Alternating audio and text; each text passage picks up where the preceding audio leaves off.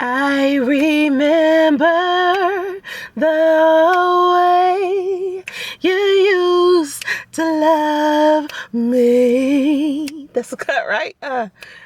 I remember the days you used to love me. Yo, I miss singing. I used to sing all the time. I don't sing as much as I used to because I don't be having time to sing no more. I got so much stuff going on. So I've been talking about marriage a lot lately. And it's because I'm starting to be around a lot more women. And women talk about marriage more than anything else. It's like, oh my God, can we talk about something other than marriage and lace fronts? And I think it's because on Facebook, I'm dealing with an over 30 crowd. So if you over 30, this might resonate with you. But if you under 30, honey, I'm going to need for you to listen to this because the old heads got something to teach you. Us golden girls got something to talk to you about, okay? I ain't got my AARP card yet, but I'm reaching for it. And let me tell you something, I can't even wait to get a head full of gray hair, you feel me? So I saw this post that someone made, and it was about the spirit of adultery. And she said the spirit of adultery seems to be the new normal. Side chicks, side dudes, open relationships. But your needs are for praying, not for that woman's husband. What? This applies to men too. I know we have options and temptation is real, but let's normalize monogamy. Hashtag Truthful Tuesdays. I was surprised to hear that somebody was actually thinking that monogamy needed to be normalized. Like, that's traditional. That's something that people been doing for many years. People have been trying to do, at least. People have been trying to be penguins for a long time.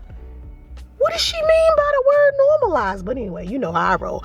I came up into the comment section giving my little 2 cents, but I don't attack people. I just tell you what I think and I keep it moving. So I was like, listen, nothing wrong with monogamy, but polygamy was all over the Bible. So let's not forget that when we're talking about prayer. I am polyamorous. Open relationships are easier because of how honest people are. Adultery is a whole problem in itself, but so are people who don't have the discipline that is required to not cheat. There are different types of healthy relationships. You don't have to be monogamous to be happy. Your good character is what creates better relationships regardless to what type you have. Lying or being deceitful is hurtful across the board, even if you are single and promiscuous. Leave it up to Soncerae to come in there with the hashtag facts. Well, let me tell you something. A girl came up in there and she was not having it, okay? She was a follower of the Lord, okay? She was like, boo, you are not about to come up in here with this demonic speaking of the Lord. She says, and that was when it was okay in that day and age, not today. It's definitely not what Jesus preaches in the Bible to his followers. However, to each their own. Have a blessed night. Really? I like how people be trying to check you, but then put have a blessed night at the end. Oh no. See, we gonna have this conversation. You could try to good night me, but no. You done open up a can of worms over here. Cause I got something for you. I said, oh please. People say things like that when it's convenient. You can't apply the Bible to your life only when it sounds right or feels comfortable. You wouldn't say that if we were talking about something different in the Bible that was relative to sin or commandments. Do you understand what I'm saying? What do you mean? It was okay in that day and age, but it's not today. Oh, so you're telling me that polyamory and polygamy and all of this stuff was all right back when Jesus was alive, but somehow since he's passed away, we are no longer allowed to do that. That would mean all of the other stuff that was happening, all of the stuff that we done read in the Bible that was happening around that time, any type of commandments or anything we were supposed to follow around that time, we don't have to follow now. And that includes the rules that apply to marriage. So I'm trying to explain this to her. Let me tell you a secret. That didn't go very well. Oh, and I let her know, Jesus is not preaching today. Okay, Jesus is not alive walking around preaching today. He's not walking up in your church on his own. Like, listen, here is the word of God. And so the author of the post, she comes in and she says, ma'am, you can call a pumpkin an apple, but at the end of the day, it's a pumpkin. Rename it if you want, but it is adultery and sin. I was like, oh my God. You know what bothers me? People don't know a lot about Christianity. People would defend Christianity because they were indoctrinated too, but they don't really know a lot about it. They didn't take the time to read the Bible themselves. You understand what I'm saying? Really look deep before you leap. Like, look deep and do the research before you start talking about the Bible. And definitely when you start talking about the Bible to a former minister. Come on, man. I done read that Bible back and forth. The angel of the Lord decides she wants to come back, and she's like, sister, the devil will not make a mockery of my father, not on my watch. Child, when I showed my daughter that this girl was like, not on my watch, my daughter called this girl Castiel. She was like, okay, Castiel, I'm the one who gripped you tight and raised you from perdition. Only those who watch Supernatural know that reference. I was like, hold on, no. You make a mockery of your own religion when you commit the sin of being judgmental with somebody else. You don't want to understand somebody else. And that's the issue I have with a lot of Christians. They don't want to understand other people. God or Jesus is not an over-exaggerated version of a human being sitting on an oversized throne high in the sky spewing pettiness and childishness all over the world. What you should be doing on your watch is more research into your religion and more respect to a power higher than your own. You know the Bible well, then you know the scriptures that blatantly say God is the judge, not you. Research polygamy in the Bible. Now, here's another thing. Most people who are married don't apply anything that has to do with the Bible to their marriage anyway. So this is what I'm saying to Castiel over here. Like, nobody is renaming anything. No one is calling something a pumpkin when it's really an apple. I'm saying polygamy and adultery were both inside of the Bible. Okay, they were both things that people did. The same mistakes that they did then are the same mistakes that they're doing now. And the gifts that we received then are the gifts that we're receiving now from God. I couldn't believe Castiel talk about, sister, the devil will not make a mockery of my father, not on my watch. These people, man, let me tell you. People tend to use religion when it's convenient for them. Only when it's convenient for them. Meanwhile, I'm dealing with that. What's funny, the next day, Erica Campbell gets onto social media. And she decides that she wants to make a statement about marriage, which is fine because it's, Erica Campbell. She's Christian. She's married. Take the shackles off my feet so I can dance. Yes. I just want to praise you. I just want to praise you. She just wanted to have her sister Tina had a show on WeTV. I can't remember what it was called. Was it called Mary Mary? Anyway, they had a show together. Her sister Tina was having difficult times with her husband because her husband ended up cheating on her with some thought. Okay. And Tina was not there for it. You hear me? Tina. Woo. When gospel singer Erica Campbell appeared on the Tamron Hall show a few weeks ago, she dished about her book More Than Pretty, which includes several stories from her personal life, including how she and her husband, Warren Campbell, overcame his extramarital affair. Following the show taping, Madame Noir caught up with Warren to dish about his version of the infidelity. When asked about his wife if she was blaming herself during her appearance on Hall's show for what happened in the marriage, Warren replied, Nah, she wasn't blaming herself. She was just stating that it was. I got engaged at 23. I shouldn't have been doing that. I wasn't ready. I just knew I loved her so much, and my wife is 4 years older than me. Erica had made headlines with her controversial comments regarding marriage, monogamy, and hoe behavior. And she basically said, you can't sow hoe seeds and reap marriage benefits. Your brain and your body don't switch up like that. You got to prepare your mind for marriage because it's ministry.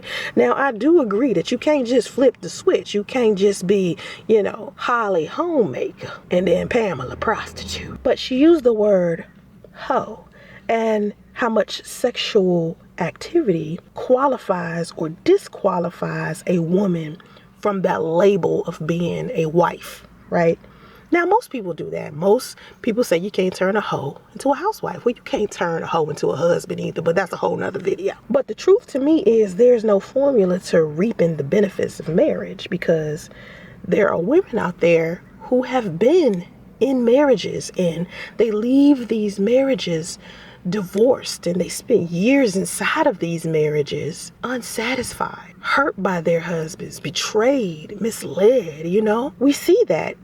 And they ended up in these marriages doing the right thing that they were supposed to do. So how come the end result is what it is if there's a specific formula to successful marriage? To me, each marriage is different. Everyone has a different formula. Everybody has something that they need inside of their relationship or marriage that may be different from somebody else's. So there's no set recipe to have a successful marriage. Now, there are basic, I think, prerequisites or standards and requirements that you can have in order to have a successful marriage, like, respect for one another, ability to communicate, having a lot of patience with each other, understanding the institution of marriage to begin with, because it's just not about being in love with one another. Because if marriage was just about being in love with one another, you wouldn't need to go to the court, sign up, get you a license, turn it into a business. Now you're legally bonded with each other, and now your taxes and your income change. Everything is different because now you're sharing everything. So now you're in a business partnership. So it becomes a completely different thing, and it's no longer about God or love. And people try to make it seem like marriage is such a godly thing, but when you start discussing marriage and the benefits of it, 9 times out of 10, if you're talking to somebody who's on their way down the aisle or they already walked down the aisle, the last thing they're going to mention about the benefits of marriage is something that has to do with God. So anyway, the day after Erica Campbell had posted her comment about, host seeds, the next morning she called onto this morning show trying to clarify her statement, because she received a massive amount of backlash from what she was saying. A lot of women just weren't feeling that. And this became a new age woman versus traditional woman conversation. But they have to understand that the world has evolved into something else. So now these men are getting inside of these marriages, and they want a non-traditional woman as well as a traditional woman, and the roles become double. If you had a lot of roles before as a non-traditional woman, let's say you're mom, you are wife, you are chef, you are housekeeper, you're accountant, you're handling all the business of the home, and then you turn around and you have to be employed outside of that home. That's non-traditional roles and traditional roles being dumped on top of one woman. So men are expecting this from women nowadays in marriage. So Erica was saying she was coming from a believer's perspective, because that's what she is. And she knows there's a benefit in being with one person, and that God's design for our life is for us to be with one person. There's a scripture that says, flee from sexual immorality.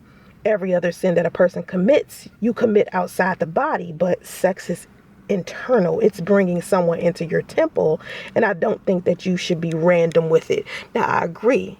I think that you should be very selective about who you decide to have sex with. I feel like even if you're going to have multiple sex partners, you really need to be careful about who you're choosing to have sex with. A lot of people believe because I'm poly, that must mean I'm going to have sex with anyone. No, like all people have standards, boundaries, things that they won't do. And being poly is not about sexual promiscuity. Promiscuity and polyamory are two different things. Promiscuity is just a person going around sleeping with a whole bunch of people because they want sexual gratification. Poly is about more than one relationship. Being poly is about being in more than one relationship, meaning I may be committed to one man, I may be committed to another, and both of these men know each other. Now, it's not one-sided either. A lot of people believe that poly is one-sided and it's only for men. But I keep telling y'all, it's a woman on YouTube right now. Her name is Passion Jones. She has two husbands that know about each other. And no, it doesn't mean that those two husbands are homosexual and sleeping with each other. It means that both of them are married to her. Erica continues to say, if you want to be married, I think it's something you have to train your brain, yes, to do. You have to practice. You have to be around people who believe in marriage, who uplift marriage. And you have to bring God in it. And that's the one thing people don't do. Bring God in it. Because when you start asking people the benefits of marriage, the last thing they say is something that's relative to God. Every time I ask a woman to tell me the benefits of marriage, it's always something along the lines of a man taking care of her. It's never something that has to do with God. A lot of people made fun of me a couple of years back when I spoke so proudly and so honestly about having a spiritual husband. They couldn't understand the concept of having a spiritual husband. They just assumed I was just like this side chick, this mistress who was just pinning a spiritual marriage on top of an entanglement that I was having with a separated man. No, if my son's father never was married, right? Never was separated, never got divorced, and I met him and he was just a single guy and I was a single woman, and we still had the same arrangement that we had, I still would have called him my spiritual husband, because I prayed with this man, for this man, meditated with him, and everything about our situation was given to me by God. Everything was always from a perspective of, is God telling me to do this? And this was just from my own perspective, like my own intuition. This was coming from me. Now, what he was feeling on his side was something I wasn't aware of until later on, because I wasn't being told the truth. And that's a problem that happens inside of these marriages all of the time. Two people are coming into a situation and they aren't necessarily being 100% about what it is they want from this marriage. I can't talk to somebody who is demonic or who doesn't follow God or has bad energy or low frequency. I can't talk to those people about spirituality. I can't talk to them about God. I can't talk to them about a higher power, because they don't have respect for it. They don't know God. They don't know spirituality. So how am I going to have a conversation with them about what a spiritual husband is?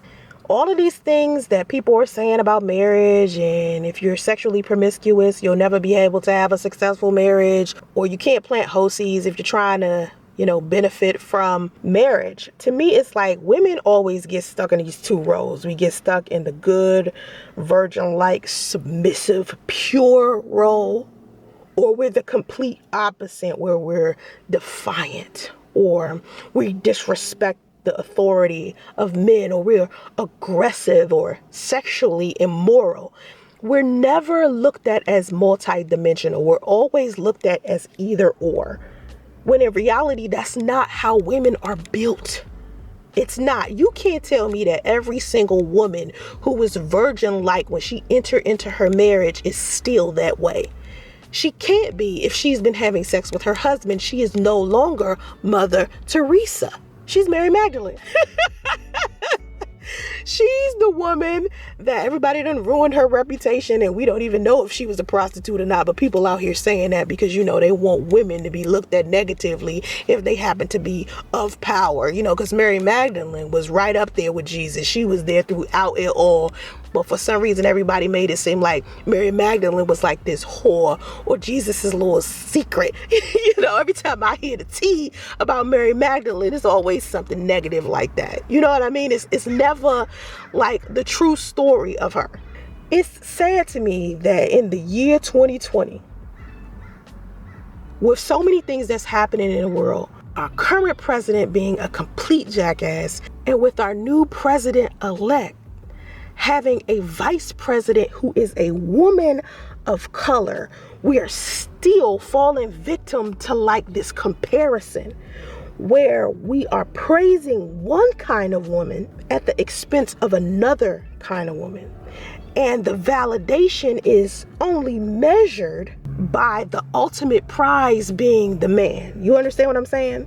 The validation of having a man and what kind of man this man is the ultimate prize. So we're praising one woman, trashing another kind of woman, and making the measuring tape be whether or not the man who is viewing her considers her pure and virgin-like or sexually immoral. To me, that's taking women back a couple of steps. It's like poly women, sex workers, freaks, whores, women who had premarital sex, women who embrace their sexuality. Those are the women that they're saying, oh, there's no possible way she can be married. There are women who like to explore their sexualities with their husband. And they're sleeping with the same man just as much as a woman who is promiscuous would sleep with another man or multiple men. Women who have followed all of the rules and done everything right, they still end up getting cheated on or in a bitter, broken marriage that ended in divorce. They could be spiritually, emotionally, sexually deprived and unsatisfied still, regardless to whether they follow the rules of first come love, then come marriage, then come the baby and baby carriage, or they didn't have premarital sex. I think people feel like it's like this kind of formula that's gonna give them like some type of successful outcome, but you never know.